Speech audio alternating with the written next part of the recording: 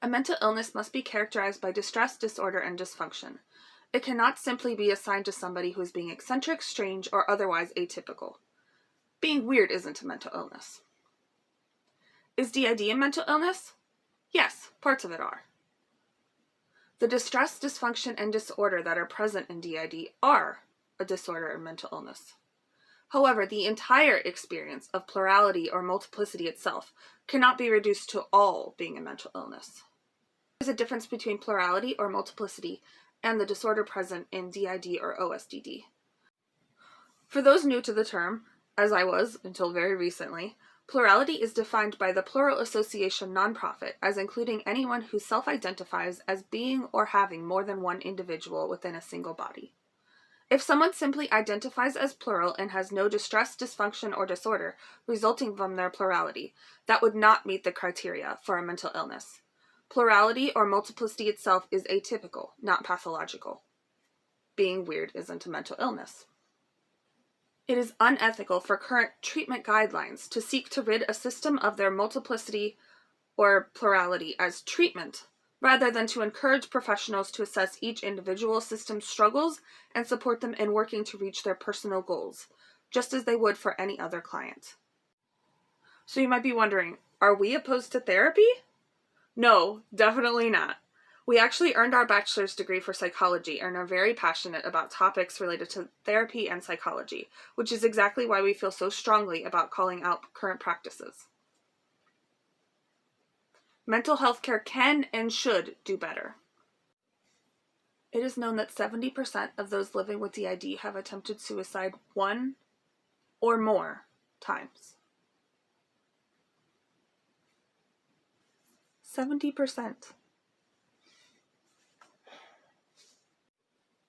And yet, we have no evidence-based treatment? How is this acceptable? It's not. We all have a right to life. We have a right to go to therapy without our clinician's goal being to get rid of us. Life with DID has many challenges, but so many of them come from a lack of appropriate care and stigma leading to deep shame over the way we are, not only from society's misunderstandings, but just as much from mental health care. DID and OSDD voices should be involved in the discussion of our treatment. It is completely unscientific and reckless for the only opinions about treatment outcomes to come from a handful of outspoken experts who believe outcomes are better for those rare systems that are willing and able to achieve final fusion or integration. What about their clients' opinions? I cannot fathom why it is acceptable to not limit treatment to what an individual system is struggling with, rather than trying to change who they are.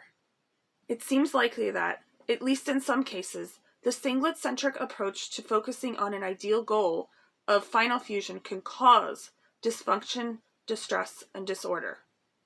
It has for our system.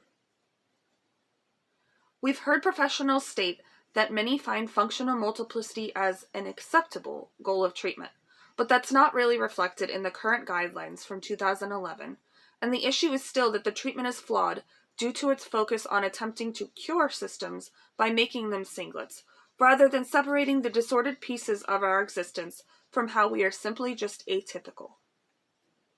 There's nothing wrong with being plural. We have a right to be who we are, regardless of how we ended up being this way. We simply are. We have a right to be accepted as we are. In the world at large, but at least starting in therapy. Hi friends! We are proudly plural. Thank you so much for coming to our channel. We encourage you to join us on our journey towards rejecting the shame and stigma of living with DID and plurality in general. Please feel free to comment with any topics you would like to see us investigate, or even just say hi. Thanks for watching! Good boy, aren't you? Yes. Subscribe to see more cute doggy.